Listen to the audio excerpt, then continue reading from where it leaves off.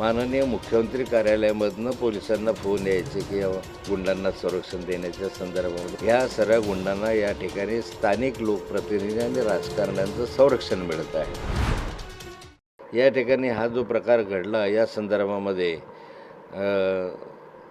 रक्षाताईंची मुलगी ही स्वतः तक्रार करायला पुढे आली हे फार मोठं आहे, नाहीतर मुली सहसा तक्रार करायला पुढे येत नाही।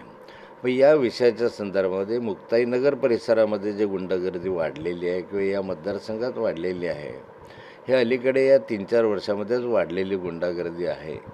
यामध्ये महाराष्ट्राच्या विधान परिषदेमध्ये स्वतः खूप वेळा बोललेलो आहे, आक्रमकपणे मांडलेलं आहे। सरकारला मी म्हटलं की तुम्ही काय बांगड्या घातल्यात काय थांबवायला, इथपर्यंत मी बोललेलो आहे, परंतु त्याचा फारसा परिणाम याच्यावर होत नाही, कारण ह्या सर्व गुंडांना या ठिकाणी स्थानिक लोकप्रतिनिधी आणि राजकारण्यांचं संरक्षण मिळत आहे। या ठिकाणी मागच्याही कालखंडामध्ये 2-3 वर्षापासून मी पाहतो आहे, अलीकडचा विषय जरी सोडला तरी माननीय मुख्यमंत्री कार्यालयामधनं पोलिसांना फोन यायचे की या संदर्भामध्ये या गुंडांना संरक्षण देण्याच्या संदर्भामध्ये, असं मला स्वतः पोलीस सांगायचे। असं असेल तर ते दुर्दैवी आहे।